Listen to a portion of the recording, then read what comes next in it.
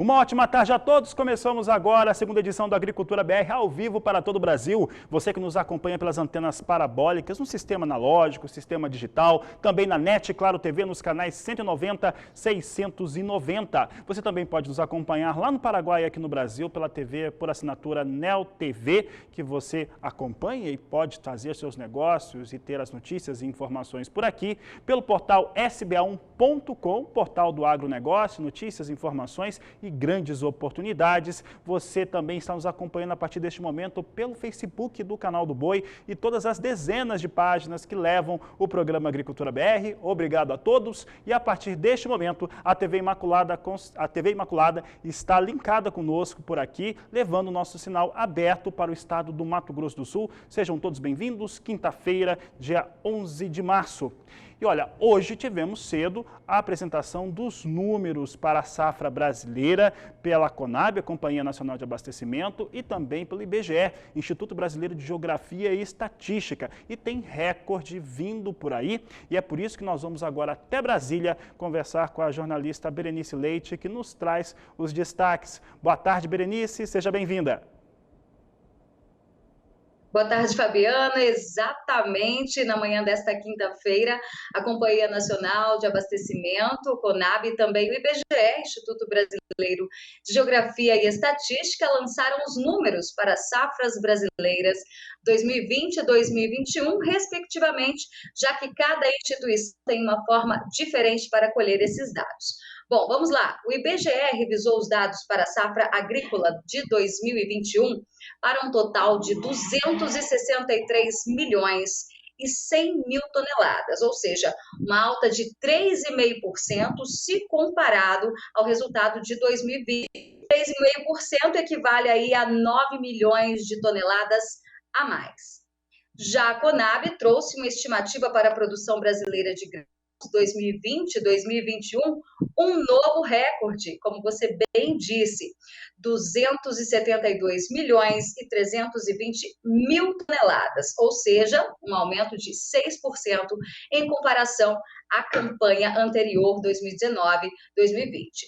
Em relação à estimativa, no mês passado, houve um aumento de 4 milhões de toneladas. Isso se deve às condições climáticas que favoreceram o plantio de milho segunda safra. Então, tivemos um aumento estimado aí em 6,7%, influenciado também para uma previsão maior de produção de soja.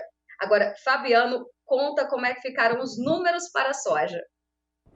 Conto sim, Berenice, obrigado pela participação. E Berenice, e a todos que estão nos acompanhando no Brasil, nós temos uma safra realmente recorde.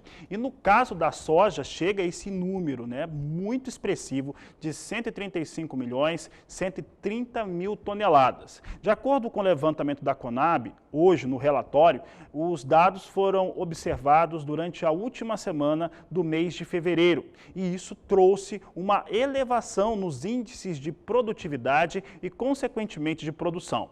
Mais uma vez, fazemos aquele adendo que a Conab não apresentou o quadro de oferta e demanda para a soja. Já tem mais de um ano que nós não temos esse quadro de oferta e demanda. Entretanto, quando analisamos o relatório, dado a dado, nós vamos encontrando os números para falar da campanha atual. E é o que nós vamos mostrar agora, os números para a campanha 2021 de soja, de acordo com a Companhia Nacional de Abastecimento, em seu sexto levantamento. Veja só que nós temos aqui 3 torres. Eu não trago nem o estoque inicial, nem o estoque final de soja no Brasil. E o estoque final de soja no Brasil é extremamente importante, porque é como que fica a oferta no começo do próximo ano. Então, esses números eles só aparecem no quadro de oferta e demanda. Aqui nós não temos no relatório apresentado hoje. Então, vale a crítica aí para que a Conab restabeleça esse quadro de oferta e demanda para a soja, que é a principal cultura do Brasil.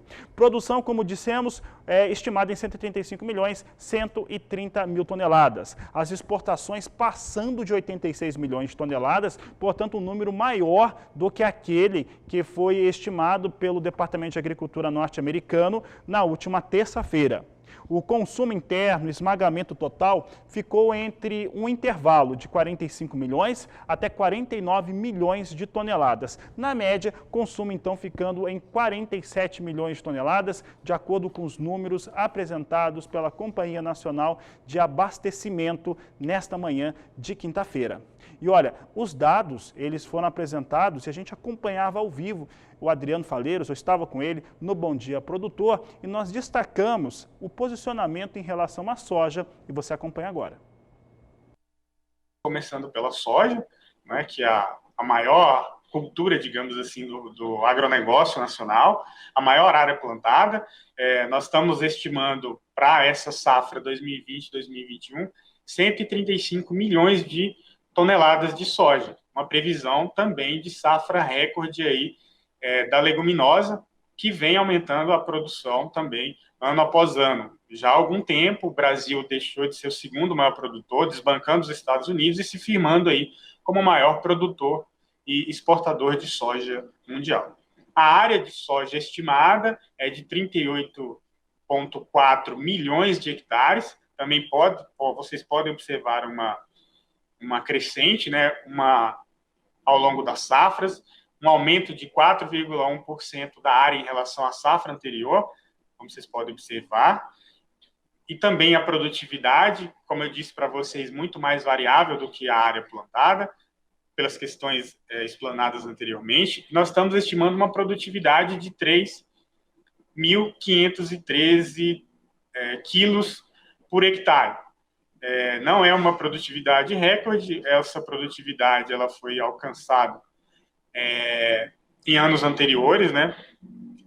Apesar de que há indícios de ela se tornar uma das maiores produtividades, mas lembrando que a safra de soja ela ainda está no campo, então ainda é cedo para afirmar que tanto a área como a produção como a produtividade foram recordes esse ano. Ainda tem muita coisa por vir ainda nessa safra.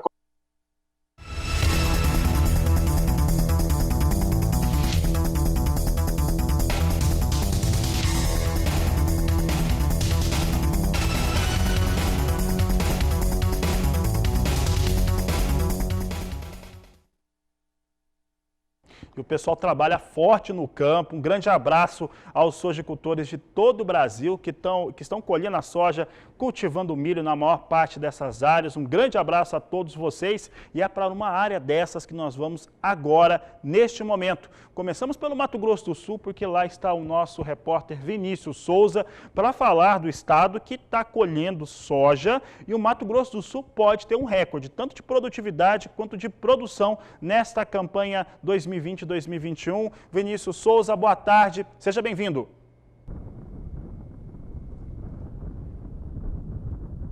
Boa tarde, Fabiano. Boa tarde para quem está ligado aqui no canal do Boi. É isso mesmo, viu? As expectativas estão lá em cima, de acordo com os dados que foram divulgados pela Conab na manhã desta quinta-feira. A gente pode ter uma produtividade de média de 60 sacas por hectare. Até então, essa já pode, se realmente esse número se comprovar durante todo o período de colheita, pode ser considerado de fato o número recorde de produção aqui do Mato Grosso do Sul.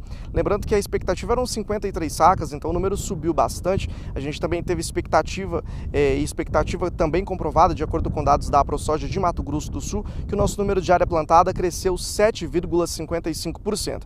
Mas para confirmar esses dados, nada melhor do que conversar com o produtor. É por isso que o senhor Altino está aqui do meu lado, vai contar para a gente um pouco mais. Senhor Altino, o senhor está colhendo, a gente está aqui na propriedade do senhor já há algum tempo, filmamos o pessoal fazendo todo esse período de colheita. Eu queria que o senhor contasse para a gente como que está a safra 2021 em relação à safra passada. Bom dia. Bom dia. A safra 2019-20 eu fechei com 59. Essa safra eu estou esperando a média 60, 65, se continuar o dia que está indo. Agora houve um aumento também na área plantada, né? Conta pra gente. Aqui na região de Jaraguari aqui aumentou de 15% a 20% de área aberta esse ano. E as dificuldades que foram enfrentadas durante todo esse período aí, esse processo que vocês, o veranico, né? Faltou chuva lá no plantio, agora choveu um pouco acima do esperado agora em janeiro. Conta pra gente. Outubro, novembro e dezembro foi muito baixa a média de chuva, então sofrendo bastante. Mas janeiro recuperou e daí foi muita chuva, só que não atingiu, só já foi, no final engranou muito bom. Tá certo, seu Altino, obrigado pela sua participação.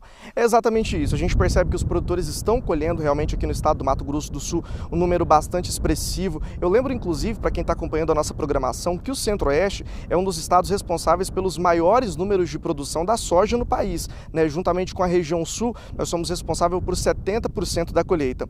Mesmo com o excesso de chuvas em janeiro, janeiro é considerado, desde 2007, o janeiro mais chuvoso da história do nosso estado, mesmo assim a gente ainda conseguiu manter bons números, bons resultados. Em alguns estados, a exemplo do Paraná, perdemos um pouco da soja, né?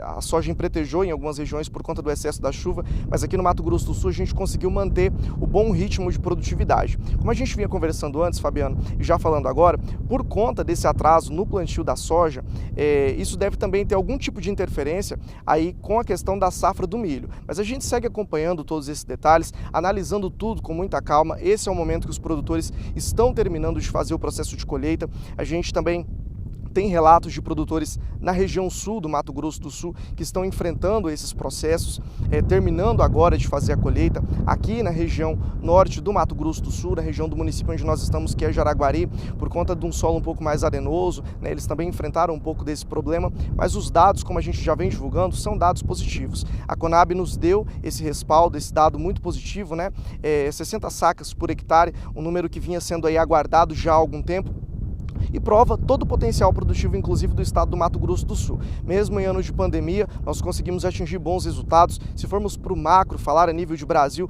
nós tivemos aí uma queda no PIB, mas o agronegócio foi o único setor que não teve essa queda, na verdade, ajudou a minimizar o impacto dessa queda financeira no Brasil. É de fato o setor que vem mantendo firme os caminhos do Brasil, mantendo firme a nossa economia. Como você bem disse, também temos números a nível nacional, que são números bastante importantes, né?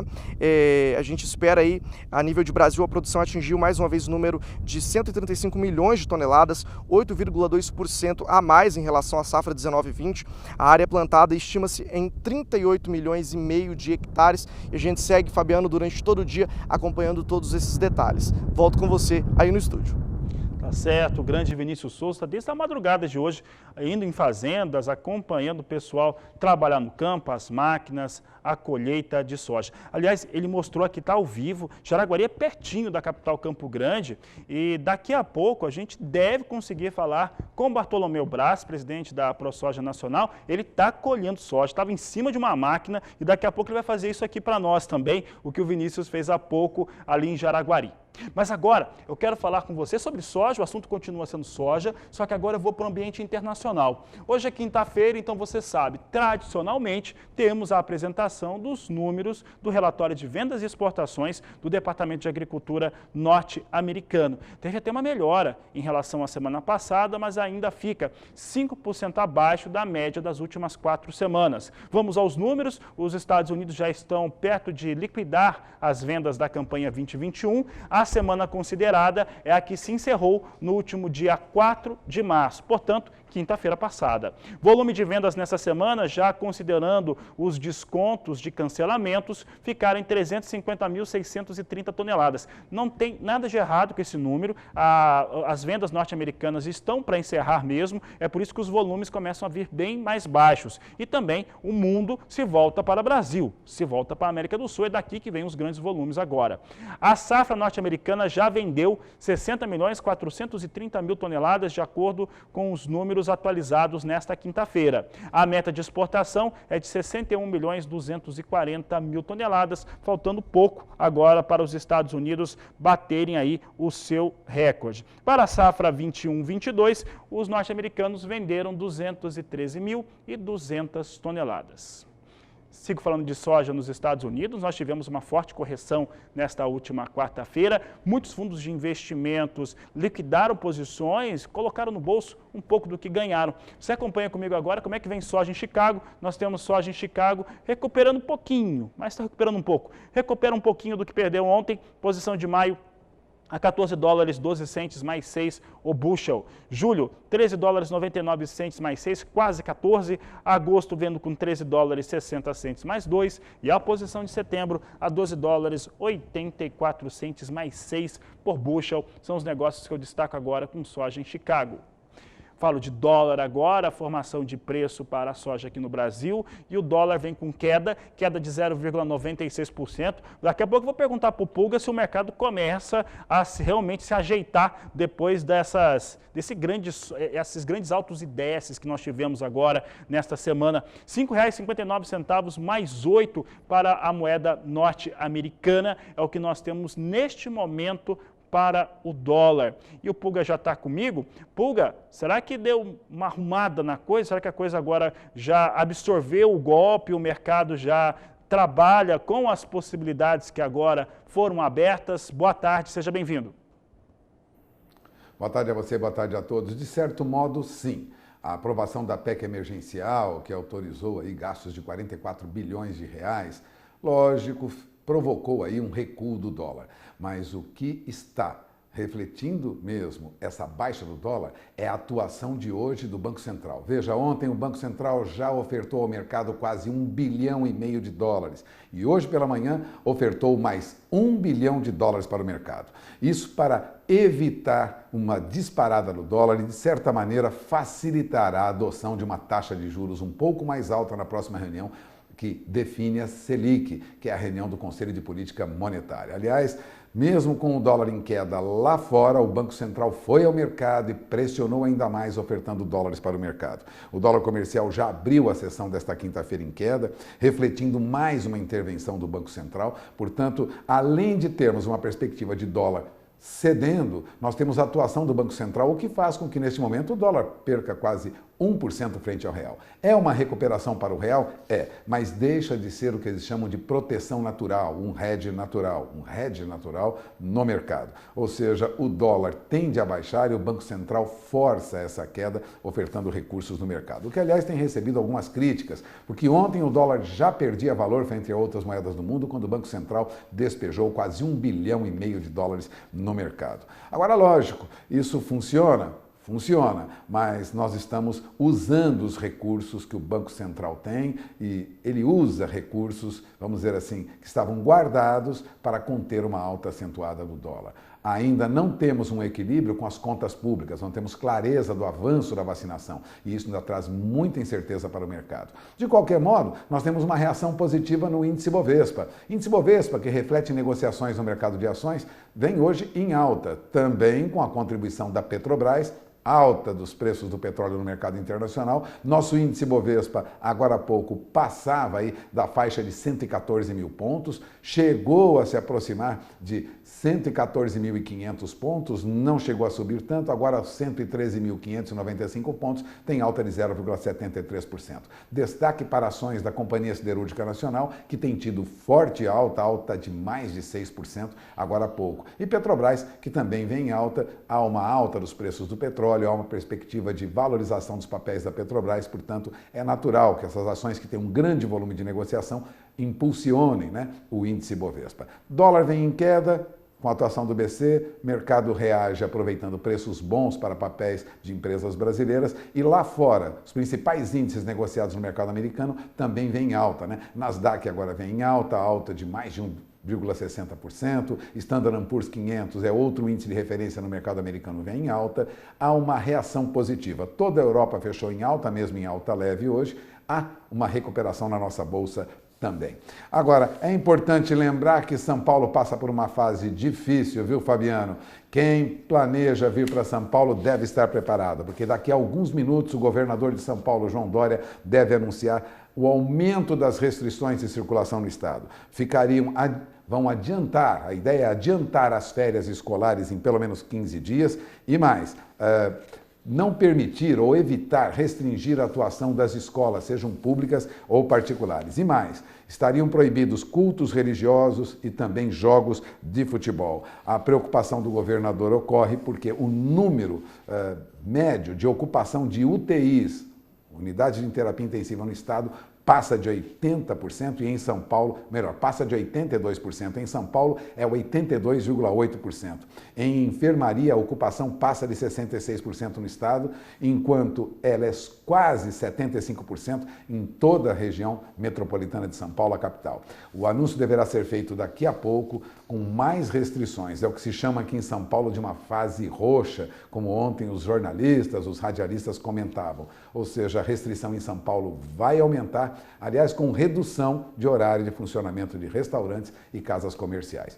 De olho na informação, durante a nossa programação você terá mais detalhes sobre o que ocorre também em relação ao avanço da Covid aqui em São Paulo e as restrições que o estado de São Paulo terá a partir de agora. É com você, Fabiano. Obrigado, Walter Pulga Júnior. Bom, Pulga, falando a respeito, esse tema é importante porque ele acaba influenciando diretamente os elementos da economia e isso vai impactar no agronegócio de alguma maneira, né? Mas a verdade é que o setor como um todo, o sistema agroindustrial brasileiro, tem conseguido atuar e atuar bem, mesmo com todos os efeitos da Covid-19. Daqui a pouco o Pulga volta, ele vai trazer uma entrevista ao vivo com o analista do Rabobank aqui no Agricultura BR. Por aqui eu sigo falando de soja e agora você acompanha comigo como é que vem os dados, os números para os valores de referência nos portos brasileiros com soja entregue no mês de abril. Veja só que nós temos aqui os portos de Santos e Paranaguá com valores de R$ 172,00 a saca de 60 quilos na referência de acordo com a Granos Corretora. São os números que trazemos agora no Agricultura BR. Que vai para o intervalo comercial. Eu já disse que ainda hoje nós temos aí muitas informações e entrevistas sobre o mercado do café. Então você que é cafeicultor, fique conosco. Há uma preocupação no mercado de arroz, está muito ajustado, produção e estimativa de consumo muito justo. Vou falar disso aqui ainda hoje. E no próximo bloco, o Agricultura BR fala sobre a produção brasileira de milho, os números da Companhia Nacional de Abastecimento. Aproveite para entrar em contato conosco. Você entra em contato através do nosso número do WhatsApp, 679-9173-3737. Nós vamos para o intervalo e voltamos já.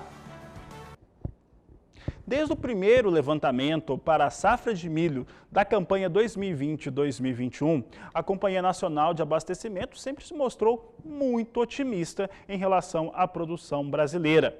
E esse otimismo vai se mantendo.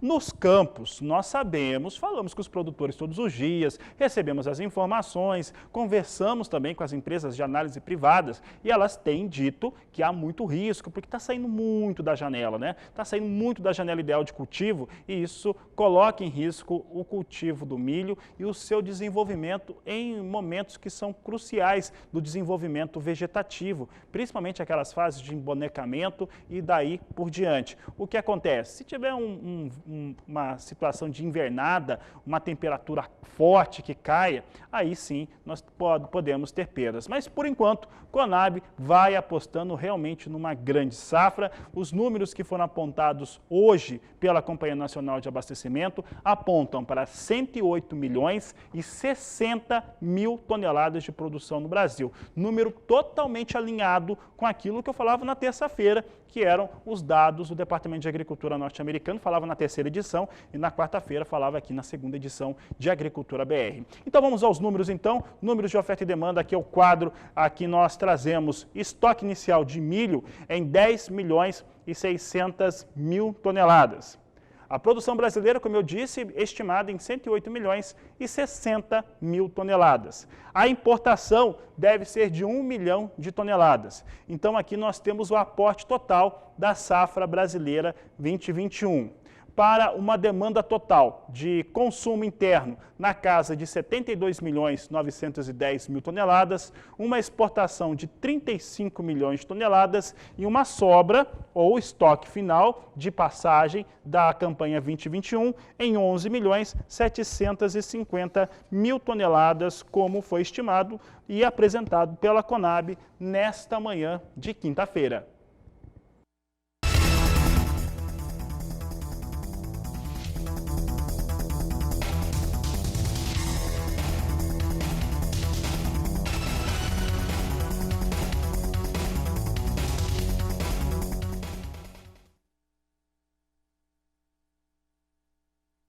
A Agricultura BR segue falando a respeito do mercado de milho e agora nós vamos acompanhar o que acontece com o cereal negociado na Bolsa de Chicago. Trazendo uma contextualização rápida, nós tivemos uma semana, pelo menos segunda e terça-feira, no qual nós tivemos ganhos muito fortes para milho, trigo e soja. No caso da soja, era a 4ª sessão consecutiva de alta e para o milho, a 3ª sessão consecutiva de alta na terça-feira. Nesta última quarta-feira, houve realmente uma venda, uma liquidação de posições fortes feitas por alguns fundos de investimentos. Isso fez com que se recuasse os valores para milho, para trigo e para soja. Mas nenhum dos mercados muda o fundamento, ou seja, há uma necessidade, uma demanda muito forte por esses 3 produtos e em relação à oferta, ela vem muito ajustada. Soja hoje vinha com uma pequena recuperação. Vamos ver como é que vem milho então. Milho em Chicago é o destaque de agora. Nós temos milho na Bolsa de Chicago, agora parou. Agora sim, vem estável os negócios com milho em Chicago neste momento. Posição de maio vem com $5,34 mais 4 bushel. Julho, $5,24 mais 4.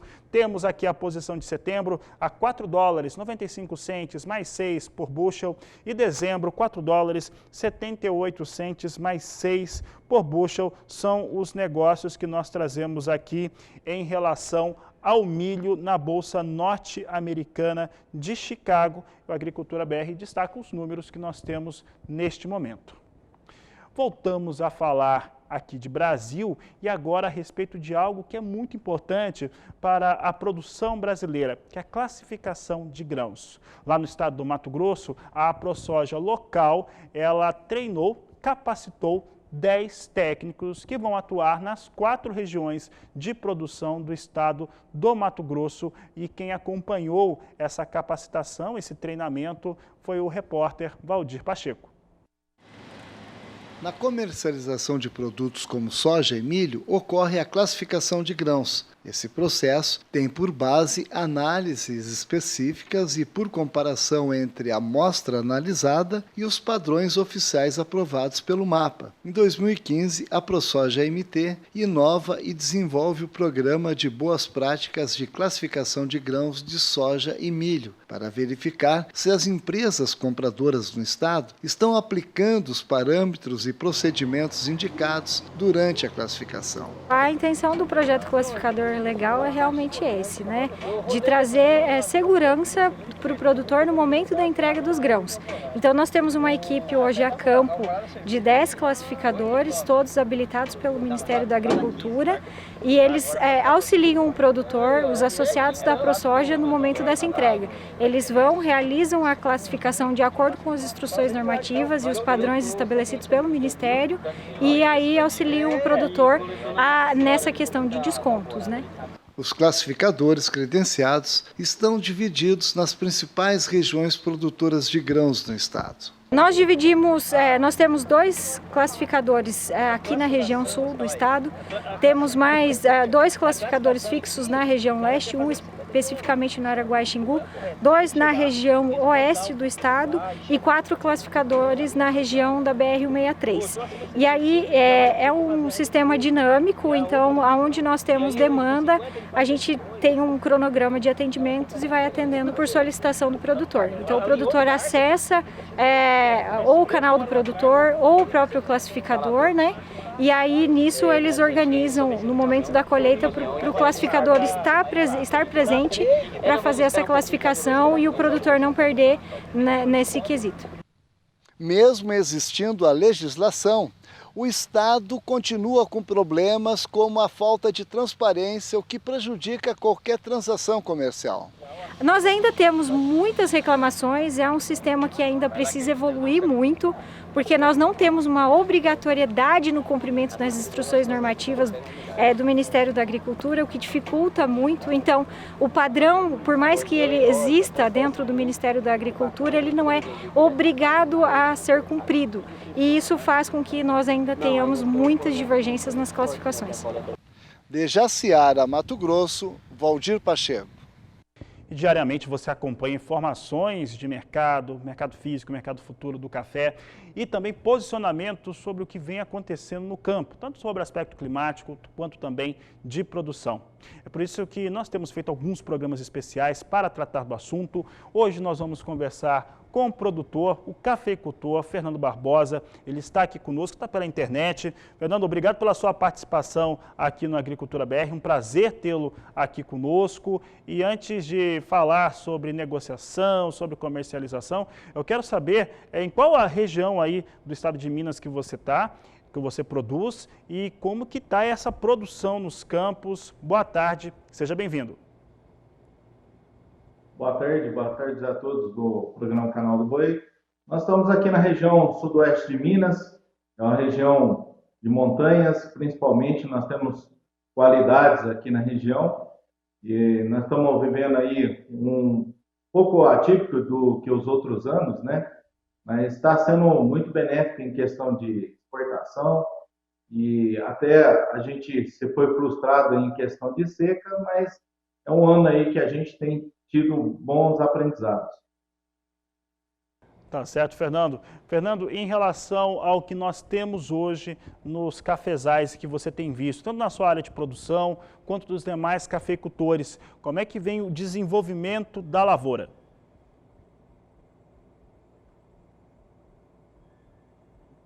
Acho que nós perdemos aqui o contato, pode voltar para o estúdio, acho que nós perdemos aqui o contato com o Fernando. Essa entrevista acontece pela internet, principalmente desde o ano passado temos feito muito isso, por conta das questões ligadas ao Covid e também ao posicionamento. Mas eu acho que a gente restabeleceu com o Fernando agora. Fernando estava perguntando como é que você está avaliando a sua produção neste momento e também dos demais cafeicultores da região. Como é que está o café nos campos aí de Minas Gerais?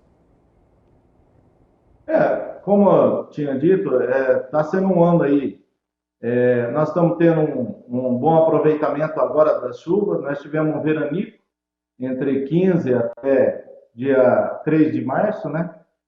Ou melhor, de fevereiro. Então, muitos produtores deixaram de fazer a terceira adubação aí, as lavouras já estão tendo a contento, nós tivemos um pequeno problema aí com cercosporiose, mas, porém, os grãos já estão tendo uma granação mais cheia. Isso provavelmente nós vamos ter aí uma queda na produção, porém, eu acredito que ainda vai dar condições de estar fazendo a colheita dentro do tempo esperado. É lógico que ainda é cedo ainda para a gente precificar a quantidade. Nós já sabemos que tem uma perda, né, devido à questão climática, da seca de setembro a outubro do ano passado, as floradas foram prejudicadas no sul de Minas, porém, principalmente a nossa região, nós estamos atentos a essa questão das perdas. Porém, como eu já tinha dito algumas vezes, algumas reportagens aí, que esses levantamentos sobre a perda de 35% a 40%, ainda está muito aquém do que vai estar esse grande volume. Porque nós temos consumo está aumentando, a questão de exportação está sendo muito bem-vinda e o pessoal vem revisando as travas. Então, eu acredito que vai ser um ano assim que o pessoal vai dar condições de estar entregando seu produto, porém, o mercado é o que mais que a gente esperava era a questão dos preços. E os preços estão equalizados hoje com os custos de produção. Tá certo, Fernando. Fernando, quero agradecer a sua participação aqui no Agricultura BR, no Canal do Boi. Uma boa tarde a você. Obrigado. Eu que agradeço.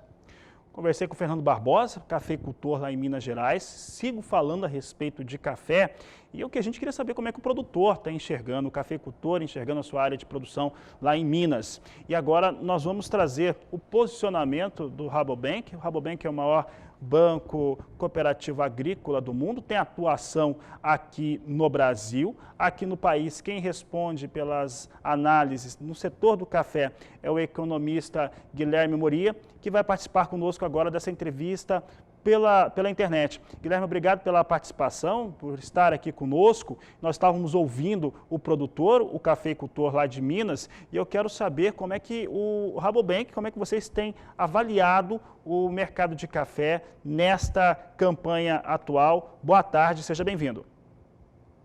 Boa tarde, Fabiano, boa tarde a todos. É um prazer a gente estar aqui conversando um pouco, fazendo esse bate-papo aí sobre o mercado de café. E, Fabiano, então, assim, até para ilustrar um pouco o atual cenário, né? Eu acho que o produtor que estava aí comentando um pouco sobre o desenvolvimento da safra, ele já colocou muito bem sobre as questões os desafios dessa próxima safra, né? Então, a gente vem observando também essa questão da falta de chuvas ao longo de 2020 e que acabou impactando sim a safra 21-22, essa daqui que a gente está prestes a colher aí logo mais nos próximos meses, e realmente essa quebra mais pronunciada da safra brasileira, ele foi um dos fatores sim que estão movimentando bastante o mercado, né? Porém, ele não é o único. Quando a gente analisa também os outros fatores, com certeza a demanda é o outro fator chave quando a gente faz a análise de café. Então, a gente vem de um 2020 onde, segundo nossas estimativas, houve uma leve queda no consumo de café, e isso acabou sendo até refletido nos preços, né, de café ao longo de 2020. Porém, ao final do ano passado, com as evidências cada vez mais aumentando dessa quebra no Brasil, a gente começou a perceber um desenvolvimento dos preços, uma melhora gradual nos preços, né? Então, hoje, eu acho que o mercado entende muito bem que o Brasil ele tem muito café disponível nesse atual momento, proveniente da última safra, onde a gente, segundo os nossos números, escolheu uma safra recorde. Porém, mais para o segundo semestre, quando a gente depender desse café que vai ser colhido na atual safra, a gente pode ter algum desbalanço, alguma ruptura. E no momento que hoje, quando a gente olha a demanda também, a gente vê que a demanda está andando um pouco devagar, realmente a Covid vem atrapalhando o consumo de café, especialmente fora do lar, e que a expectativa é que ao longo desse ano, né, ao final desse ano, com as vacinações, com as campanhas, etc., o consumo ele tem uma recuperação, né? Então, um pouco essa é a dinâmica que a gente está vendo um pouco do mercado de café. Guilherme, em relação aos negócios com o café aqui no Brasil, do cafeicultor brasileiro, como é que vem esses travamentos de negócios e principalmente a maneira como que eles estão negociando? Eles estão negociando mais lentamente, talvez tentando aproveitar preços melhores, pelo menos nossa observação é isso que vem ocorrendo. Dá para dizer isso do mercado físico brasileiro? Com certeza, Fabiano. Embora a gente olhe nas praças locais, né, preços acima de R$700, né, 740, 760, 715, enfim, acima de R$700, que são patamares aí recordes quando a gente analisa o histórico nominal dos preços de café.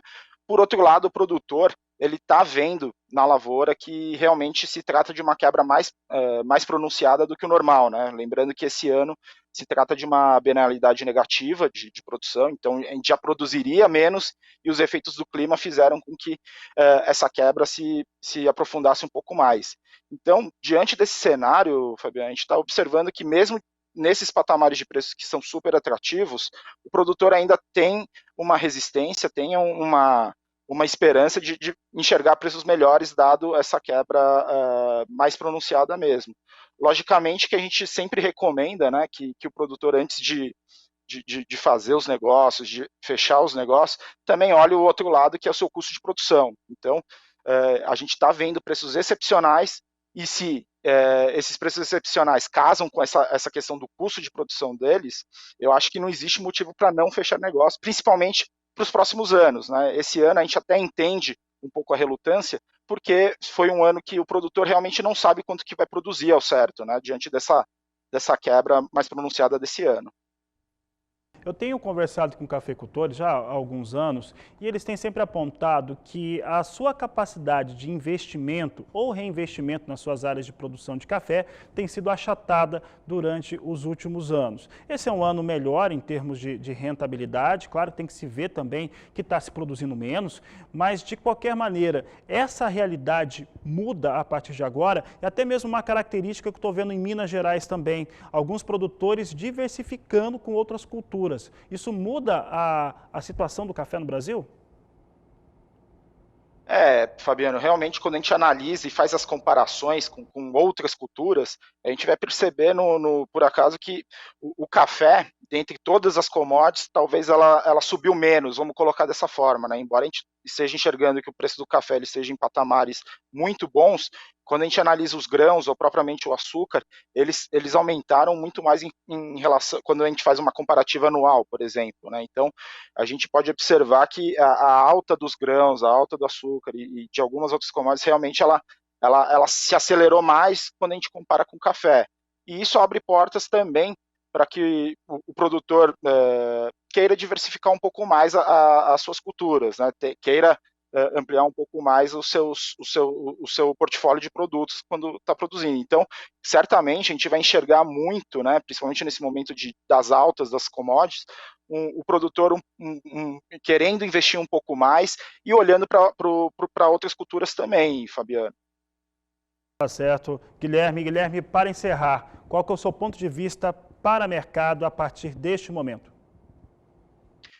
Veja bem, Fabiano e a todos, né? Hoje a gente está passando por um momento que o preço do café está, falando em termos de Nova York, $1,30. Esse é um preço que hoje, pensando no curto prazo, ele faz muito sentido, dado que a demanda ainda segue com muitas incertezas, embora empresas torrefadoras, etc., eles estejam adiantando algumas dessas compras, aumentando seus estoques. Então, dado o receio de alguma ruptura na logística, ainda existe muita incerteza por conta do Covid. E, atualmente, o Brasil ainda tem muito café disponível, né? Então, pensando no curto prazo, é natural que o preço do café ele fique ali em torno desse 1,30. E mais para frente, lógico, né, com uma retomada do consumo e aí essa quebra no Brasil se evidenciar um pouco mais, talvez a gente tenha possibilidades aí de enxergar preços um pouco maiores. Mas pensando nesse curto prazo, nesse médio prazo aqui, a gente acha razoável esse patamar de preço aí que a gente está enxergando hoje ao redor do 1,30 mais ou menos. Guilherme, obrigado pela participação aqui no Agricultura BR, no canal do Boi. Uma boa tarde. Boa tarde, obrigado e até uma próxima. Até a próxima. Conversei com o Guilherme Moria, economista, analista do Rabobank para o mercado do café. São pontuações importantes. Você que é cafeicultor, chegou agora, não tem problema. Você vai acompanhar agora uma outra entrevista. Estamos ao vivo para levar informações sobre café para você. E daqui a pouco já vai estar no YouTube do canal do Boi. Porque agora nós vamos falar sobre as condições climáticas nessas áreas de produção de café. É por isso que agora eu converso também ao vivo com o meu amigo Celso Oliveira, que está aqui comigo já na tela aqui do Agricultura BR, para falar como é que vem essas áreas de produção. Celso, obrigado pela participação mais uma vez aqui no Agricultura BR. O que o cafeicultor pode esperar em termos de desempenho no campo, quando relacionado a clima? Boa tarde, seja bem-vindo. Muito boa tarde, Fabiano. Boa tarde a todos. Olha, a situação é bem mais tranquila, Fabiano, se compararmos com o que aconteceu durante a primavera, principalmente até o que o produtor Fernando comentou de uma diminuição das chuvas entre o final de janeiro e início de fevereiro. A situação agora é bem mais confortável. As chuvas vêm acontecendo de forma frequente, ainda há expectativa de retorno das precipitações para o sul de Minas, para Mogiana e também para o sudoeste de Minas Gerais agora, no próximo fim de semana, e uma frente fria que é esperada mais para perto do fim aí do mês de março, por volta do dia 25 de março. O fato é que não há uma expectativa de um corte, por exemplo, da precipitação agora nessa segunda quinzena de março e mesmo no mês de abril. A chuva ela diminui, é bem verdade, mas ela não corta completamente como vimos em 2020. A seca de 2020, né, o calor excessivo, a seca observada em setembro e outubro, na realidade essa situação ela foi amplificada por conta do corte da chuva no outono de 2020. Fez com que o período seco fosse bastante prolongado, Fabiano. Celso, em torno dessa situação agora, as precipitações, podemos dizer que estarão normalizadas para o resto de 2021, pelo menos no médio prazo? Tem oscilação aí no meio dessa história. A NOAA, hoje, a Agência Americana de Meteorologia e Oceanografia, soltou uma nova atualização sobre o fenômeno Laninha. O fenômeno Laninha está em franco enfraquecimento, ou seja, há uma expectativa de uma neutralidade climática agora no meio do ano, e aí vale a informação. Neutralidade não significa que vai chover dentro da média, que as temperaturas vão ser dentro da média. Na verdade, uma neutralidade indica oscilação, né? Ora chuva mais intensa, ora chuva mais fraca. E aí, nesse aspecto, uma coisa que a gente já vem batendo na tecla há algumas semanas, Fabiano, é sobre o risco de termos aí chuva durante a colheita. Então, a previsão para abril, maio, junho, simulações trabalham entre a média, até um pouco acima da média, mas essa acima da média, essa chuva dentro da média, não é por conta da chuva de abril, é por conta das chuvas que vão acontecer mais para o final de maio até decorrer de junho, já em pleno período de colheita. Então, é algo que a gente precisa monitorar aí com relação a esse início de colheita, a possibilidade de termos alguns eventos, não muitos, mas alguns eventos de chuva durante o período de colheita, coisa que não aconteceu no ano passado, e ainda fica a dúvida também para o segundo semestre, porque essa neutralidade ainda não temos uma certeza grande se ela vai prolongar até o final de 2021 ou se teremos aí um repique do Laninha, como aconteceu em 2011, 2008, ou eventualmente uma temperatura do Pacífico mais elevada. Isso realmente ainda está em aberto, final de 2021. Por isso mesmo, ainda existem alguns pontos que a gente precisa tomar cuidado. O primeiro deles é essa questão da colheita, que pode acontecer sob episódios de chuva agora nos próximos meses. Tá certo. Celso Oliveira, obrigado pela participação aqui no Agricultura BR, no canal do Boi. Pois não, até a próxima. Até a próxima. Conversei com o Celso Oliveira, meteorologista da SOMAR, que falava a respeito de como estão essas questões de chuvas, de clima, sobre as áreas de produção de café.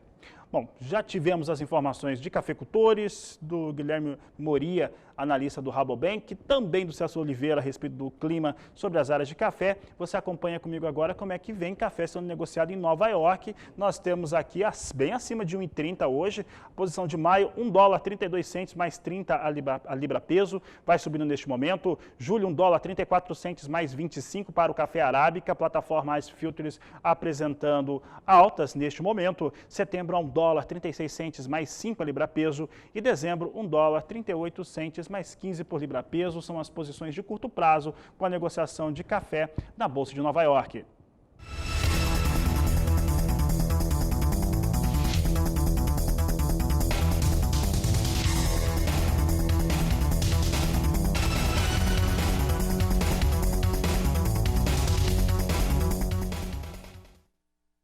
Falamos agora da variedade de robusta. Os fundamentos de mercado são os mesmos, portanto, se aqui no Brasil pode haver uma perda ou diminuição na produção entre 35% e 40% para o arábica, lá no Vietnã, que é o maior produtor de robusta, a situação não é tão mais favorável. Com isso, o robusta tem apresentado altas no mercado também. É por isso que eu apresento aqui os negócios na Bolsa de Londres e você vê aqui as posições acima do piso de $1.400 por tonelada. Posição de maio negociada a $1.415 a tonelada, com alta de 0,35%. Julho, $1.439, sobe também 0,41%. Setembro, com bastantes negócios nesse momento, $1.459 a tonelada. E novembro, $1.472 a tonelada. São os negócios que eu destaco com café robusta aqui no Agricultura BR.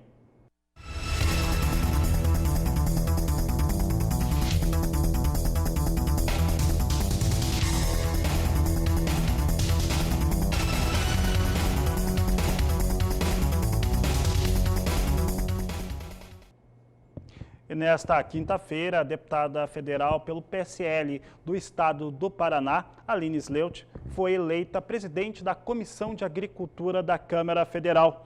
E é com ela que nós vamos conversar agora. Primeiramente, deputada, parabéns pela eleição, pela comissão. E nós queremos saber a respeito das suas expectativas à frente dessa comissão tão importante. Boa tarde, seja bem-vinda. Boa tarde, Fabiano. É uma honra, né, estar aí no seu programa, um programa que leva informação de qualidade a todo o cidadão brasileiro. Aqui não falo só com o nosso homem e a mulher do campo, porque, aliás, todo mundo depende, né, do homem do campo. E, para mim, é um orgulho essa eleição veio para realmente selar um trabalho que tenho feito desde o primeiro dia que cheguei em Brasília. Eu que sou deputada federal pela primeira vez, venho representando a força da mulher do campo e sou de uma cidade que tem um histórico no agro, que é Castro, estado do Paraná, é a capital nacional do leite. E hoje temos o orgulho de estar à frente da grande Comissão da Agricultura, uma das maiores e mais importantes aqui de Brasília. Nós temos grandes desafios, Fabiano. Nós temos aí quase 180 projetos parados na comissão. Ano passado não tivemos, né, uma comissão ativa devido à questão da pandemia. E agora já comecei os trabalhos hoje com reunião técnica dentro da comissão, fazendo uma varredura de tudo que está lá, das propostas que estão precisando ser encaminhadas para relatorias, aquelas que ficaram na mão de alguns relatores durante um ano todo e agora precisam retornar com seus pareceres, e tenho certeza que nós conseguiremos aí fazer um trabalho de excelência e colocando, né, evidenciando o agro como um setor importantíssimo que é mola propulsora, coração, motor da economia do nosso Brasil. Deputada, a senhora, a minha equipe de produção me informava há pouco, a senhora é de Castro, né, tem ali toda uma tradição de associativismo, de cooperativismo, e isso contribuiu muito para o produtor rural no estado do Paraná conseguir chegar ao desenvolvimento que tem. Nós temos hoje grandes cooperativas, as principais com origem no estado do Paraná. Como que a senhora acredita que esse exemplo aí do seu estado, do Paraná, pode chegar aos demais estados, às demais áreas de produção e mesmo a mulher que trabalha com agronegócio no país? Nós temos aí um modelo, como você mesmo disse, o CEPAR, né, que é a Organização das Cooperativas do Paraná.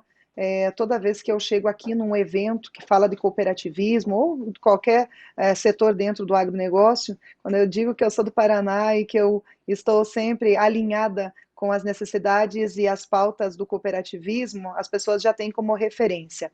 Nós demonstramos que essa junção de esforços, essa união de produtores, só tem resultado positivo, porque você diminui teu custo de produção, você minimiza riscos, você possibilita boas vendas, você tem a previsibilidade. Então, o cooperativismo ele vem para fomentar grandes sonhadores e empreendedores e dar condições para que desde o pequenininho até o grande produtor se sinta apoiado e estruturado para realizar os seus serviços e para prestar este grande trabalho à nação, que é o alimentar o mundo, é colocar o feijão, o arroz, a comida, a carne, o leite, todos os dias na mesa do cidadão brasileiro e de mais 160 países que hoje nós exportamos. Então, eu tenho muito orgulho de fazer parte também dessa pauta do cooperativismo, faço parte da frente parlamentar da FPA, é uma das maiores frentes aqui em Brasília, sou da diretoria,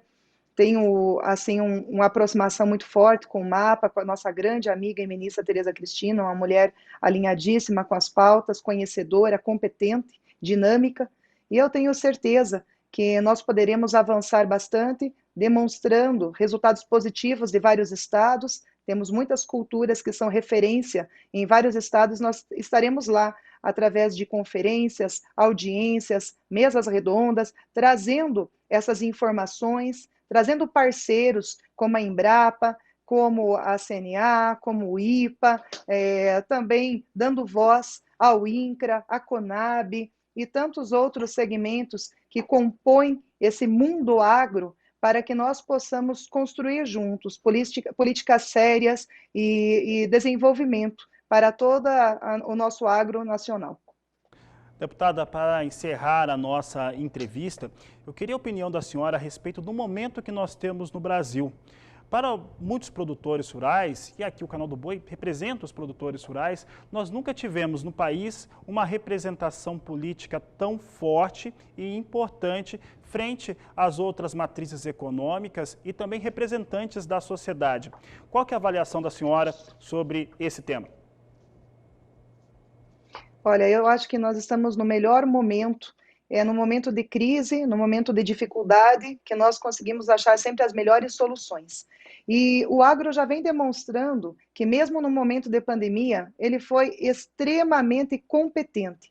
tivemos super safra, tivemos o aumento das nossas exportações, geramos 102 mil empregos, tivemos um desenvolvimento na balança comercial que, se não fosse o agro, o Brasil estaria em situação muito pior economicamente. Seguramos, inclusive, a questão da inflação do nosso Brasil, ficou abaixo de 4%. Se não fosse o agro, nós estaríamos numa dificuldade muito maior. Somos responsáveis aí por uma grande parcela do nosso PIB. Então, eu vejo assim que para nós, como alerta, né, serve sempre esse desafio de continuarmos produzindo, mesmo com o custo de produção alto, com as dificuldades, ainda temos dificuldades na conectividade, ainda temos muita burocracia, ainda temos falta de recurso disponibilizado nas linhas de crédito, e isso nós estamos caminhando sempre, melhorando os planos safra, alinhando, né, com o Banco Central, com as linhas de crédito, com as taxas impostas e disponibilizadas ao nosso homem e mulher do campo. Mas eu confesso que eu estou muito otimista. Eu vejo que enquanto o mundo corre atrás de vacina, remédio e alimento, nós temos a tranquilidade de correr atrás apenas da vacina e do tratamento, porque o alimento já está garantido graças a todo esse esforço, dedicação, desenvolvimento, técnica e qualificação, que a todo momento o Embrapa, Senar e tantas outras instituições disponibilizam conhecimento, treinamento, e nós estamos avançando, produzindo cada vez mais com menos espaço, dando exemplo ao mundo de sustentabilidade e provando que o Brasil realmente é o celeiro do mundo. Deputada, eu agradeço a sua participação aqui no Agricultura BR, no Canal do Boi, e em nome da emissora, desejamos sucesso à senhora à frente da Comissão de Agricultura. Obrigado pela participação. Muito obrigada, estou sempre à disposição. Obrigado, conversamos então com a deputada federal Aline Slelt, ela que é da PSL do estado do Paraná e foi eleita hoje pela manhã presidente da Comissão de Agricultura da Câmara Federal. Seguimos aqui o Agricultura BR, agora trazendo a participação do professor Marcos Fava Neves. Ele fala conosco agora a respeito da questão dos números da FAO, que trouxe que os alimentos estão com maior preço no patamar do maior preço dos últimos 7 anos. E nós perguntamos para ele como que o sistema agroindustrial do Brasil pode contribuir para amenizar esses impactos, e ele respondeu. A FAO, que é o órgão da ONU que cuida das questões de alimentação, tem um índice muito interessante, podemos acessar pelo site, que mede os preços das commodities. Esse índice chegou agora a 116, que é o maior dos últimos 7 anos, e também nos últimos 12 meses ele teve 15% de aumento. Então nós estamos numa situação que começa a preocupar o mundo, porque preços muito elevados têm impacto na questão da fome e questões políticas e outras mais, quando você lida com uma coisa tão sensível que é a alimentação. Esses preços subiram por quê? Demanda forte, desvalorização do dólar, ação dos fundos de investimento, política de estoques de países e de empresas e risco climático. Então esse é o ponto hoje de preocupação para a sociedade, para o Brasil uma oportunidade, nós somos vendedores de commodities, em reais estão com preços bons, mas basicamente o que precisa ter agora é de novo a produção vir e acompanhar esse crescimento do consumo. Nos últimos 12 meses, o consumo mundial de grãos aumentou em 52 milhões de toneladas. Incrível, né? E mesmo tendo sido um dos poucos setores do agronegócio que foram atingidos negativamente no último ano, por conta dos efeitos da Covid, mesmo assim, a citricultura brasileira gerou 30 mil empregos no último ano. E é sobre este assunto e também as expectativas para 2021 que a jornalista Sara Kirchhoff conversou com o presidente da Citrus BR, e a entrevista você confere agora. Citrus BR fala conosco pela internet, ele que está na Grande São Paulo. Biapaba, é sempre um prazer em falar com você. E o assunto de hoje, como sempre, né, que a gente conversa, é a questão da laranja. A gente sabe que o ano passado foi um ano de bienalidade negativa para a laranja no Brasil, mas ainda assim a geração de empregos no setor trouxe números bem positivos, né? Mais uma vez, bem-vindo ao Canal do Boi. Exatamente, Sara. A citricultura, ano a ano, ela vem sendo uma peça-chave na geração de emprego no Brasil. Num contexto que a gente tem aí de mais de 13 milhões de desempregados, o setor ele acaba tendo uma responsabilidade muito grande de gerar essas vagas de emprego e, mais do que emprego, um bom emprego, porque muitas dessas vagas elas estão localizadas em regiões em que a oferta já é pequena de empregos. Então, você ter um setor que não só emprega, mas emprega um emprego formal, com todas as proteções que a legislação trabalhista exige, e além, obviamente, dos ganhos financeiros, sem sombra de dúvida, é uma honra para o setor poder ter esse tipo de colaboração com o Estado de São Paulo e, obviamente, com o país como um todo. E Biapaba, recentemente, o IBGE divulgou o PIB, né, brasileiro de 2020 e também do agro, que foi o único setor que cresceu. Mas dentro do PIB do agro, a laranja, o fumo também foram 2 destaques negativos de queda. No caso da laranja, essa queda ela também se deve à bienalidade? Sem sombra de dúvida. Os dados do IBGE mostram uma queda de 10% no PIB, né, do setor, ali estimado em mais ou menos em 14 bilhões de reais. E isso acontece num contexto de uma quebra de safra de 30%. Então, você teve uma quebra, um enxugamento na oferta de fruta de 30% e uma quebra no PIB do setor de apenas 10%, que mostra a elasticidade, né, econômica do setor. Ou seja, quer dizer, no ambiente de restrição de produtos, você tem uma tendência a valorizar, e acho que uma valorização, e acho que os dados do IBGE, eles também mostram isso de uma maneira bastante clara. E Biapaba, e lá no começo da pandemia a gente conversou sobre a questão do consumo de suco de laranja, que estava muito aquecido, né, no Brasil e também lá fora, porque muitas pessoas, claro, buscam aumentar sua imunidade, tem a questão da vitamina C, eu lembro que a gente conversou sobre isso. Esse consumo aquecido, ele se manteve assim ao longo de todo o ano passado também? Em diferentes níveis, mas ele continua aquecido. O que a gente tem visto, pelo menos até março desse ano, de março do ano passado até fevereiro desse ano, o consumo ele tem se mantido acima do mesmo período do ano anterior, principalmente quando a gente olha para o mercado americano, que é onde a gente tem os principais dados e dá realmente para a gente fazer essa comparação, né? Agora que a gente vai entrar no período de um ano de pandemia, logo no início da pandemia, quando a gente conversou, o consumo estava muito acima, porque também teve uma questão do consumidor procurando o produto no supermercado para fazer estoque em casa. Então foram números absurdos assim, de altos, com altas de quase 40%, né, em relação ao ano anterior. Então provavelmente agora a gente deve ver uma queda em relação ao ano passado por essa sazonalidade, por essa questão do enfrentamento da pandemia no seu início, mas a expectativa é que esse consumo ele permaneça acima dos níveis de 2019, que eu acho que é a melhor referência para a gente até agora. Então vamos ver o que os números nos trazem, mas eu acho que a gente tem uma expectativa positiva pela frente nesse sentido. Perfeito, você falou das perspectivas em relação ao consumo e em relação à produção. O que dá para esperar da laranja esse ano? Olha, esse ano deveria ser um ano de bianualidade mais alta, né, por conta da bianualidade baixa do ano passado.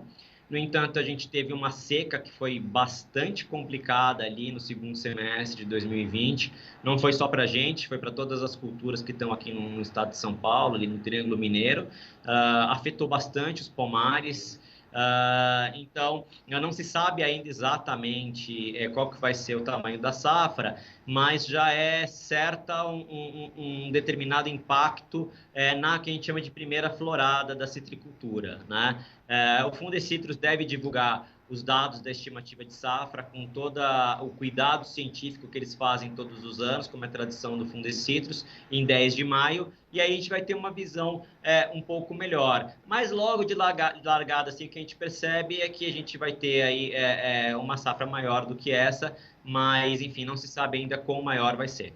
Perfeito, Biapaba. Mais uma vez, obrigada pela sua participação conosco. Eu que agradeço. Então, estamos sempre à disposição. Da mesma forma, esse foi Biapaba Neto, diretor executivo da Citrus BR. De São Paulo, Sara Kirchhoff.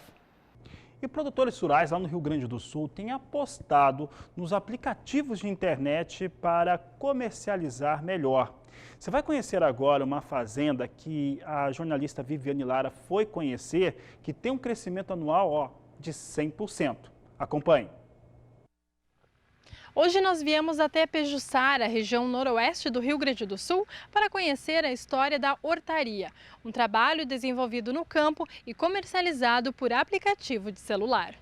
A ideia começou há 4 anos, com o propósito de produzir alimentos mais saudáveis, com baixa aplicação de agrotóxicos. Nessa pegada de uma alimentação saudável, né, então fomos atrás da hidroponia, né, e que tu consegue controlar o uso, né, de produtos químicos.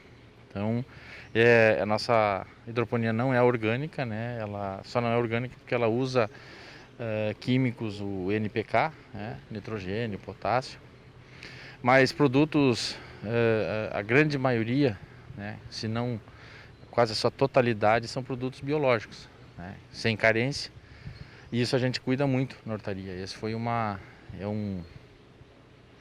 a família, nós temos um cuidado muito grande. O que a gente não come, a gente não vende, né? Então o controle de qualidade aqui é muito rigoroso. O trabalho começou com apenas uma estufa de folhosas e morangos, e a produção era 4 vezes menor se comparada à atual. Com vendas restritas por causa da estrutura que ainda era pequena, a comercialização era feita pelo celular, através de uma feirinha online. E começamos com a feirinha, né, um delivery, né, lá atrás, sem imaginar que nós passaríamos por essa pandemia, né, que nós entregamos. Nós temos, até hoje funciona um grupo de WhatsApp, onde as pessoas na quarta-feira à noite e à tarde a gente coloca o que tem para comercializar, as pessoas fazem o pedido e na quinta-feira a gente entrega na casa das pessoas. O projeto foi crescendo e ganhando mais espaço na propriedade.